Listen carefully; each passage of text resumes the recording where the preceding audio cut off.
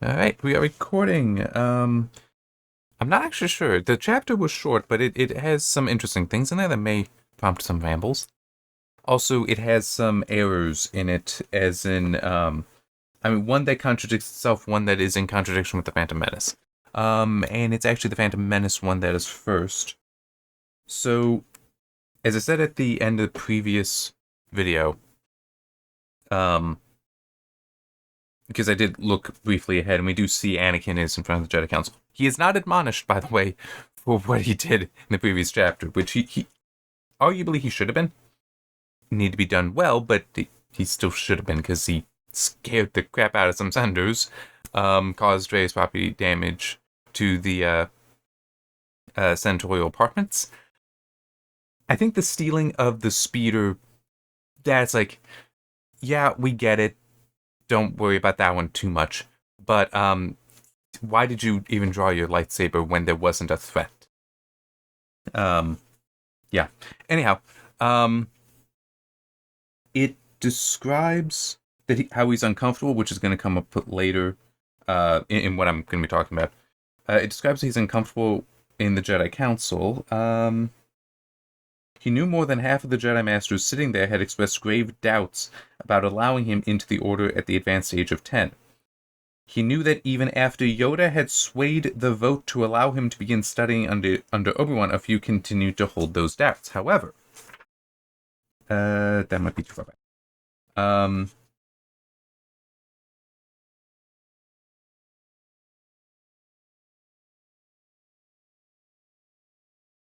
It is around here, I think. Okay, yes, a little bit further. Trained the boy shall be. I need to skip ahead a little bit because that's Yoda telling him, that yes, will be trained. And it's like, pleased you are, so certain this is right. The wrinkled face tightened. Clouded this boy's future remains. Obi-Wan, a mistake to train him it is. But the council, yes, decided. Disagree with that decision, I must. That's not a small error. It really isn't.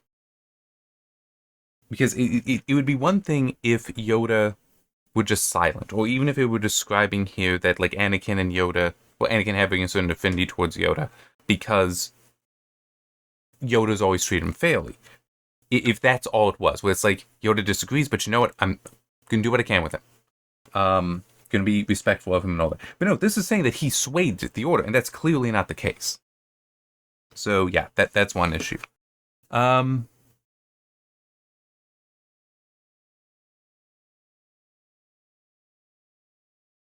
Nah, I mean, there's one point that's not in the notes, but I do kind of want to mention. So because this is the scene where they tell Obi-Wan, yes, you're going to figure out what happened, who hired the assassin, all that, and who assassinated the assassin. You're going to do that. Anakin, you're going to stay with Padme. She's going to be under your protection now. And have her go back to Naboo. Leave the planet, because that should be safer. And it's just Anakin. I think the best way to put it is he's over eager to explain to them that she's really not going to want to leave. It's like, yes, we know. Why don't you ask Palpatine to help? She will do what he says. And it's like he still wanted to say more, but Obi-Wan basically grabs him and holds him out. And I was only going to explain Padme's passion about the vote. You made Senator Amidala's feelings quite clear. That is why Master Windu bade you have the Chancellor intervene. The Jedi Council understands, Anakin. Yes, Master. You must trust in them, Anakin. Yes, Master. Anakin's response was automatic. And it's like, I do get it. I really do. I don't know. It's again part of this whole, and I actually made a note that's technically more relevant to the previous chapter, or how I was going on about Obi-Wan being a rigid character. What occurred to me after recording that video is, yeah, he is. He also doesn't get character development in the story, I think. I don't recall it for the movie. We'll see, but it does kind of make sense that he doesn't develop anymore as a character until like between Revenge of the Sith and A New Hope. Like at that point, it makes sense that he will develop as character. But for this, it makes sense that he doesn't, because it is kind of the whole Anakin. You're just explaining that they do know that, Anakin. You don't have to tell them. I understand your eagerness to do so, your exuberance to do so, and there's nothing wrong with that, but you need to recognize that it's not always necessary. That's like it's good to have the desire to share that, but you don't need to always go that far. Sometimes you've already made the sale. You can stop right there. Okay. So now for the next point that I do have in there. Yeah, Anakin had never been comfortable in the Jedi Council's esteemed company. Anakin was not nervous in the office of Chancellor Palpatine. Certainly he understood the man's power, and certainly he respected the office itself, but the young Padawan felt very comfortable here, felt as if he was with a friend. So there have been some points earlier where the juxtaposition might be interpreted, as opposed to, might be an inference of mine instead of implied, intentionally implied. Here, this is not just implied. This is very explicit. He's not comfortable around the Jedi Masters. He is comfortable around Palpatine.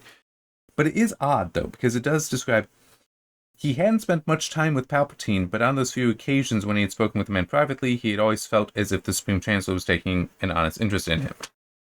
Back to the prelude. Here it is. He needed to speak with Chancellor Palpatine again to hear the man's reassuring words. Palpatine had taken a great interest in him over the last 10 years, making sure that he always got a chance to speak with him whenever he and Obi-Wan were on Coruscant. This is the prelude of the same book.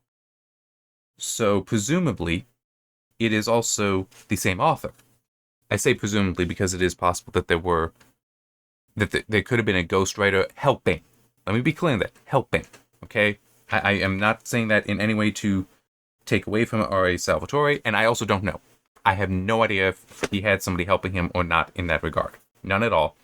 I'm just acknowledging that sometimes that is what a ghostwriter would do, is just assist. So, more involved than an editor who's going through and, pointing out this error and this error. And sometimes editors, my understanding is they do actually make some changes themselves. But, yeah, so, a ghostwriter a bit higher up than that. But also, I think ghostwriters in that capacity work much more closely with the author. But it still is, regardless. That is a glaring inconsistency here. Yeah. So that does, it bothers me. It bothers me because it is wrong. I mean, one of these has to be wrong, and I think it should be what's in this chapter, that he hadn't spent much time with Palpatine, that we should consider that one to be wrong, because their relationship is important. This does come to have very great meaning later on. In some ways, Anakin felt as if Palpatine was an additional mentor, not as directly as Obi-Wan, of course, but offering solid and important advice. And new paragraph. More than that, though, Anakin always felt as if he was welcome here.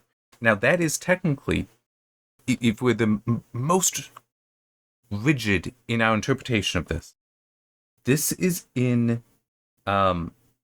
this is continuing about how he feels in the office. That Anakin was not nervous in the office, felt very comfortable there, and then he also felt very welcome. But I cannot help but also feel that because of his proximity here to talking about Obi-Wan, and how there's a distinction between his relationship with Obi-Wan and his relationship with Palpatine, that this is also to be interpreted as Anakin feeling more welcome with Palpatine than with Obi-Wan. Which, aside from the whole, what I was saying about Obi-Wan being rigid, there's also that element of sometimes that relative that you only see once a month or a few times a year can be somebody that you get along with better than the ones you live with. That is a real thing, where even if you were to spend more time with that one that you see less frequently, you'd actually drive each other absolutely insane, where you wouldn't get along. It still is sometimes, by having those long breaks from each other, it helps, but still. I do think that this is somewhat shaped here, that he does see Palpatine as a escape from not only the Jedi Council, because he's more comfortable in the office than with the Jedi Council, but also from Obi-Wan. Which I want to go back to that point that I was making. And I also want to explain it a little bit better, because as I thought about it more, it made it a little bit more sense to me. And now by saying that, I'm starting to lose what I was thinking. That's right. That if Obi-Wan were only aware of this, he'd probably not have an issue with it, with Anakin becoming close to Palpatine. But at least it would potentially help him navigate that. So going back to the family kind of concept.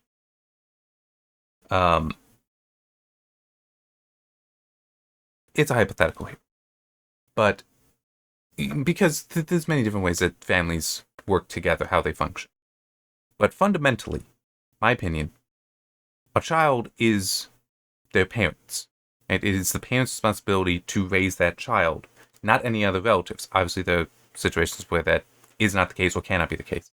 But that is their responsibility. In a way, Obi-Wan has the greatest responsibility for taking care and raising Anakin. So but Palpatine might be kind of breaking into that, and I'm saying that. That's why Obi-Wan knowing would be helpful, because that way Obi-Wan can help moderate and modulate the relationship between them. Because it might be that, Palpatine is like your uncle, that's fine. But you know what? He's not the one responsible for raising you. I am. I need to, the whole, no, you can't have sweets after dinner or something like that. It's like, no, that's the decision I made. It doesn't matter what he says. I'm the one who actually gets to make that decision. Having that kind of stuff there where Obi-Wan the parent would need to know. I wish that, but it is the whole, no, Obi-Wan is supposed to be this rigid. He's not necessarily going to develop much along that. He's supposed to be rigid here. And I'm trying to remember what the thought was that I had, because it kind of went along with that whole, he doesn't need to have any character development, Obi-Wan. It is consistent with his character, though. I do want to say that his character is to be rigid here. I can't remember what that thought was that I had, that I said I wanted to mention as I thought about it more. I can't think of it now.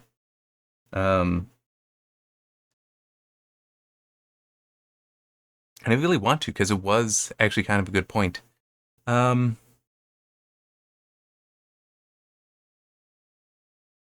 I think maybe it was just that much, that he is not going to develop as a character, so it makes sense that he wouldn't have the flexibility, like I was talking about with characters in my stories, in that for a lot of them, even the ones that are side characters, I will still allow some amount of development there. Because why not? And well, actually, you know what? In a funny way, though, A Letter from Catherine, Roman doesn't really develop as a character. He just has an adventure. No. He doesn't develop during the course of the book. His character actually developed in the months prior to it. And some of the commentary he gives during the events of the book, which spans about 3 days, as I recall, is actually him providing commentary, him talking about how he has changed and recognized that those changes were of value. But it is true, he technically doesn't develop during the book. Yeah. He's not rigid, though. Well, he is rigid in that his character is, but he is a very flexible thinker. Obi-Wan, I'm not sure if you would say that of. Anyway, what was the next point here? One thing that seemed odd. Beside him stood Obi-Wan, his master, but not one of the masters. Obi-Wan, like the majority of the 10,000 Jedi, was a knight, but those select few sitting around the edges of this room were masters, the highest-ranking members of the Order. It just seemed odd how that was written, because there are Jedi Masters who are not on the Council. But this kind of suggests, weekly, that all Masters are on the Council. And that's not true, because Qui-Gon was a Master, but not on the Council. Okay.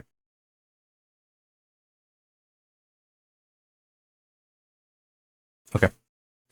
Just wanted to make sure. There was also a little bit here. Yeah, them talking about, so it's Obi-Wan, Mace Windu, and Yoda talking within the actually even before this, but let me continue with that. Talking together inside the Jedi Temple, and how basically that the Jedi have become arrogant. So it's interesting because they are basically acknowledging that they are having these issues here. But at the same time, do any of them do anything to actually change that? I don't think so. But it is, we get another one, the whole, okay. What Qui-Gon or anyone else for that matter had failed to explain was exactly what bringing balance to the Force might mean. I mean, that is critical. Yeah. Okay, so some of the ways that Palpatine talks with Anakin. Yeah, like, you don't need guidance, Anakin. In time you will learn to trust your feelings. Then you will then you will be invincible. I've said it many times, you are the most gifted Jedi I have ever met. Thank you, Your Excellency, Anakin replied coolly, though in truth he had to consciously stop himself from trembling. So it is interesting how you do have what seems innocuous, just a compliment from Palpatine, but it is actually part of his manipulation, because it's also, the whole in time you will learn to trust your feelings, then you will be invincible. And one thing that, not that a Jedi is not supposed to have feelings, but that the Sith are more so influenced by them. Like, giving in to rage. I guess one way to put it is a Jedi is supposed to be stoic, which does involve a mastery, to a degree, a mastery of your feelings. There's other better ways of putting that. But the way Palpatine is putting it is not stoic. He's not describing stoicism. So, but yeah, it is also, part of that. It is kind of a classic manipulation method in some ways, that especially for somebody who is less mature, like Anakin is, because of his youth, but also just, well, I don't think he's being raised very well to become mature. He's being raised as though, yes, this discipline, just do this and everything will be fine, but he doesn't understand the need of that discipline. And I think, to be fair, Obi-Wan doesn't understand the need of it either. It's like, he was raised so heavily within the Jedi tradition, he doesn't necessarily have an understanding beyond that. Which is, again, part of the whole weaknesses and how they are arrogant.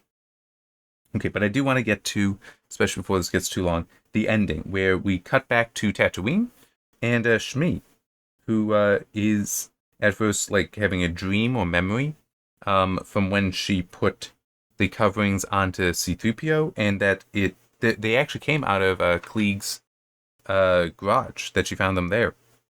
Like, he had taken her there, shown it to her, and she took that and started putting it onto 3PO. But it also describes the state that she is in.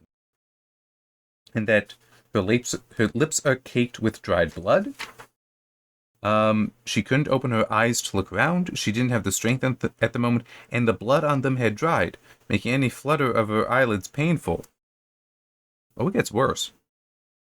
She heard a sharp sound, or she knew it was a sharp sound, though she heard it only distantly, then felt a brush across her back. There were no nerves left there to register the bite of the whip any more clearly than that. So, yeah, she's being tortured by the Tuskens. I do kind of wonder why, though. As in just, it's one of those things. I don't really understand the desire to torture one without purpose. I mean, I can understand a character torturing and technically, well, a little bit in The Children Money Gives. There's one bad guy there who does torture at least one character. Like, intentionally is mutilating the character. And yeah, I'd count that as kind of torture. And he's doing that for a reason. But, well, that's why I was just saying, he has a reason there. This doesn't seem like there'd be any reason. to do this to Shmi. Well, I guess just pure hatred, but it's like, what, yeah. It's really establishing that the Tuscans here are not good people. Very, very evil people, because they are just hurting her because they feel like it. And it's, yeah.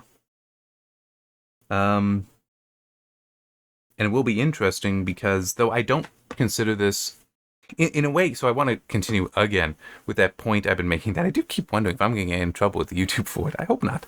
Hope not. Because it is, all in the context of storytelling, and of stuff that we are going to be getting to when we get to Revenge of the Sith, with Vader, at that point, Anakin killing the younglings. Well, here, I mean, it's like, that is, and to clarify some of what I was talking about before, is that you can't have in stories explanations of it. That doesn't make it good. The characters doing it are committing an evil act, but sometimes they have their own mental reasons, their own mental defenses for that. And in some ways, that is actually very critical, because, like, what is actually the scariest monster in all of storytelling? It's man. Because any time that you describe some great evil that a man has committed, all men are capable of that. Like, all of mankind is capable of that. Which is also part of the reason why it's important to know that this has been done, so that you know and reject it. Anyhow. But with this, because we do know that, from the movie, because haven't gotten that far yet in the book, Anakin will slaughter the Tusken Raiders there, including the women and the children. And there is kind of an element, I mean, it's not quite like the younglings, but it is where it's like, well, potentially that's following the prophecy, as far as being balanced with the Force, as I've talked about before, that they, even at that young of an age, he might be able to have that mental defense that I must purge all of the Jedi, because the whole of the Jedi are wrong and must be destroyed. Here, though, we're definitely getting set up that the Tuscans are quite evil here, and even how they laid the trap for the farmers so many chapters ago, again, would demonstrate that. So it is interesting, the whole... Well, no, it does actually make sense, because on the one hand, an evil character can justify killing all of the raiders in that camp when that time comes, because even if it is only the men that did this, it is still the culture of that camp, at least, enabled them to do so. And Vader, early Vader, pre-Vader, I guess, angry Anakin, feels the desire to purge all of that as a way to purge his own anger, his desire for vengeance. And so he kills not only the men, but the women and the children, who potentially, if only the guilty men were killed, they would still go on to do this. So there's that twisted kind of defense, that mental defense that he could have if he were straight evil, which he isn't yet, that doing this will prevent future issues. Yes, it is twisted, but it is one of those things where I know that as an author, like I said, I got one character that does mutilations in a book. It's like, you need to be able to see all of that if you are writing any story that involves such evil characters. You need to be able to see that and understand it. You can still reject it for how you live your life, obviously. But still, you need to be able to see that, and it also helps with making them terrifying, making those actions terrifying, because if the bad guys are able to do it, so are the good guys, because they're all still guys. Yeah. Alright, I don't intend to do more. I've actually not been feeling all that well, but this I already knew was a short chapter, so I wanted to see how it goes. Okay, this next one looks like it's a decent length, medium length, not as long as the previous chapter. That was a long one. But yeah. It is going to be interesting, because I do wonder if we're going to get more of either the moments with Shmi, or some greater description of what the Tuscans did to her later. I don't know, because there is that element with Anakin, and it goes back to something I've done a video about before, I think, about catharsis, that you can understand his anger and his the can't think of the word, um, but his outrage overflowing to the point that he does slaughter the entire village there. You can understand that. You can also believe that he went too far, and that's in the video with catharsis that I did. I talk about, and this goes back so many years. You compare Back to the Future, not Marty, I can never remember his father's name, but when he knocks out Biff, which is a ridiculous scene when you think about why would this very thin, like pencil-armed guy be able to knock out a jock in one punch? It's not reasonable, but it's a good moment, and it's what you wanted to happen, because Biff was a bad guy. The Tuscans are a bad guy. But Marty's father, he stopped at that. He didn't need to go further. Anakin will need to go further. Star Trek First Contact I use as the other example of catharsis, though it really isn't, when Picard is firing the Tommy gun in the holodeck to kill the two Borg, and he keeps firing, and then he starts yelling, roaring, really, and then runs up to start hitting them with the butt of it after having basically killed the two Borg by just shooting them. It's like that you're actually meant to see it go to such a point that it's disgusting, it's revolting. So it's no longer catharsis, but something that you would, in fact, wish to reject. Now I'm actually a little curious about something. Because in theory, I mean, you would never want to show it in the movie. I totally get that. But I kind of wonder.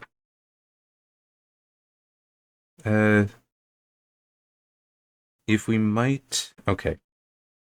That's going to be fun getting... Looks like Anakin will get to meet Padme's sister. I'm just curious if on Tatooine, if there will actually be, instead of like cutting away in the movie,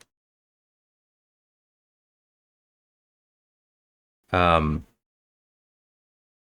description of him killing them.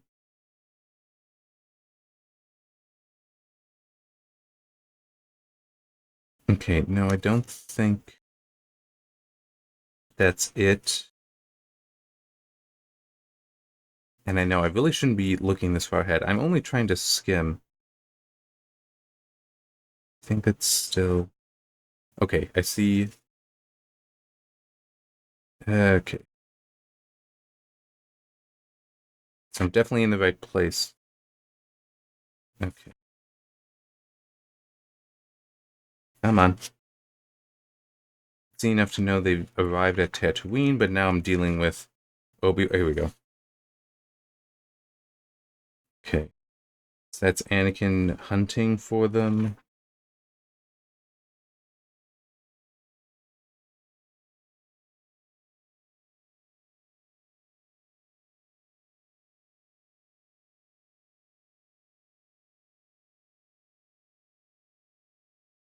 I'm genuinely curious if we're going to get more, and I'm curious enough that I want to keep looking.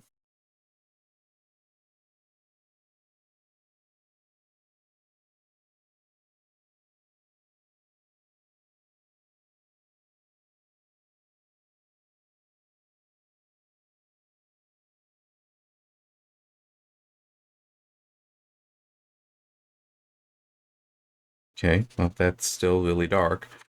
Just a paragraph there basically saying that the reason they torture her is it's how they measure their victims, and that she has impressed them.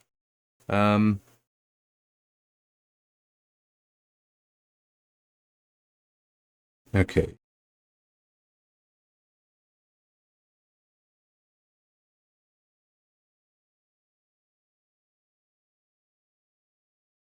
Nope, not really. We may get some description later on, but not at the moment. It seems more so we just get him, I'm sorry, I just really wanted to look, and I know that took a lot of time. It was probably boring to watch me flipping through pages. But no, it looks like it's just... does do the cutaway that...